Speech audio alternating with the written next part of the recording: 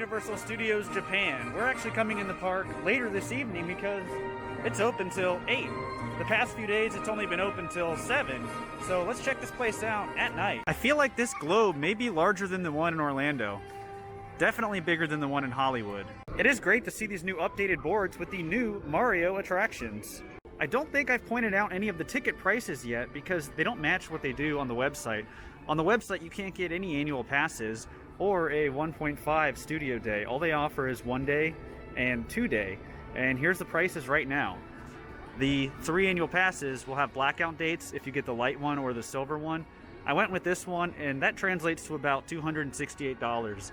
I would really like to do the Hollywood Dream backdrop at night because it will be all lit up. I still have no idea what Space Fantasy the ride is. It's 70 minutes, so maybe I'll check later. The website doesn't do a great job of explaining it. Here's another Universal Japan 20th anniversary special menu item, and it's curry. Looks pretty good actually. Japanese curry is fantastic. Walking by Lou's Pizza, I'm really tempted to get this Italian sausage and veggie 20th anniversary pizza slice again with the butter crust, because it was fantastic. But look what they also have. You can get a whole cake version. That's really crazy. I'm noticing all the carnival games in this park are really popular and actually have queues. I want to document this because it's so strange that some of the lowest wait times are the 2 new Mario attractions. 20 minutes for both of them. Let's take a walk into this Easter celebration Wonderland Snoopy, Elmo, and Hello Kitty area. Just when I thought this park couldn't get any bigger, I thought this was the back of the area. But to the right, it goes so much further. And there's a pretty big cafe here.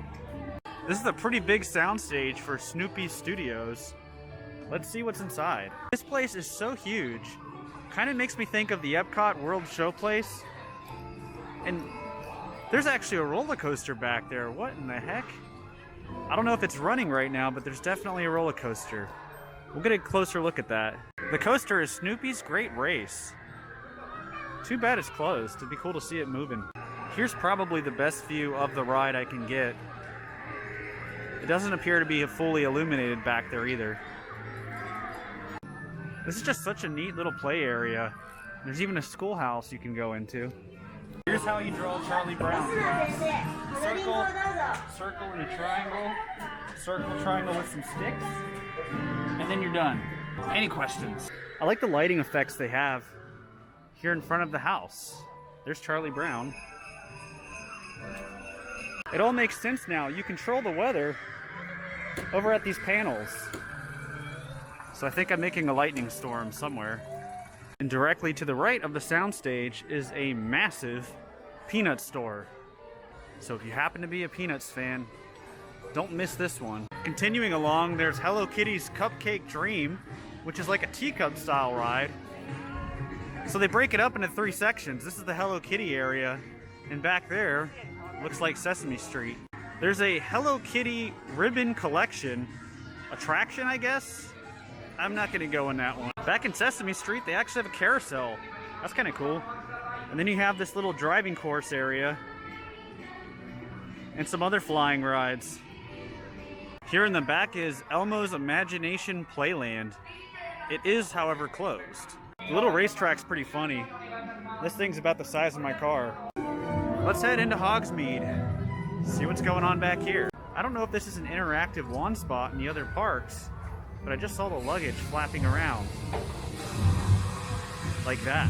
It's actually pretty quiet here at the moment. Most of the kiosks are closed. The 3 broomsticks and Hogshead are even closed as well, which is kind of strange because the park still has 2 hours left of being open. Even the butterbeer cart near the entrance is closed. To my knowledge, that's all of the butterbeer locations here in Hogsmeade, and the restaurant's closed too, so you can't get any butterbeer or food right now in this area, with the exception of confectionery stuff. But the park's still open for 2 more hours. Just a little bit odd. It's starting to look really nice now that everything's all illuminated. It would have been really awesome to be able to have seen Backdraft. Here's a quick glance inside the Happiness Cafe. I haven't been in Richard's Burger Co. enough to know for sure, but I feel like it's laid out the same, because they even have a 2nd floor. Here's a quick look from the New York section. You'll see there's Jurassic Park.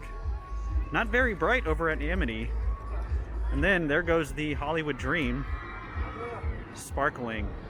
And of course Mel's, and I actually see searchlights in the sky. Speaking of the New York section, here's looking back at it. And then this direction towards Spider. Panning around from the Palace Arcade. Looks like it's thinning out.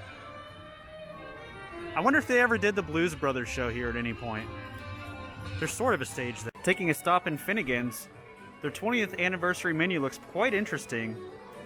Here's a look at the special 20th anniversary menu. They've got a lamb chop meal, all of that 20th anniversary stuff, and I just went with fish and chips. To be fair, I haven't had them in quite some time. And look how cool these coasters are. Definitely gonna keep it. Something I forgot to mention, they're definitely doing it right because they handed me a whole bottle of malt vinegar. It's gonna be good. This is actually really good so far. And it's so good that I feel like I'm in an Irish pub. Which is funny because when I leave here, I'll be in an American theme park. And then when I leave the American theme park, I'll be in Japan. So in a way, I'm breaking 3 layers of reality. Here's a closer look at Mel's Drive-In. I really do like the Streamliner add-on they have to the right.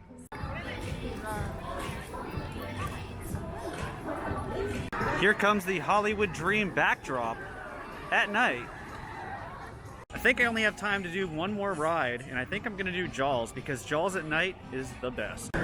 Over in the garden area, I never even noticed this Parkside restaurant, which is quite huge. Jaws at night. Funny because it has one of the longer waits. Since the line is actually longer at night, we're taking a different direction and get to go see the other side of the queue. And there's a lot to see here. Looks like we can't go all the way back though. We're wrapping around right here. They're actually getting ready to close the attraction. They're closing the doors. I wish I could remember what the original queue looked like because I don't know if this register desk was here. I love that they still have these old pictures up in the queue. And now, it's time to ride. As we wait for the boat, now's a good time to point out that here at Universal, just because the park closes late, the rides will close earlier. Jaws closed about 35 minutes before park closing.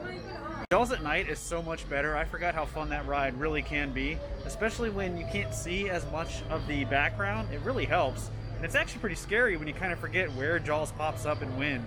Fantastic ride.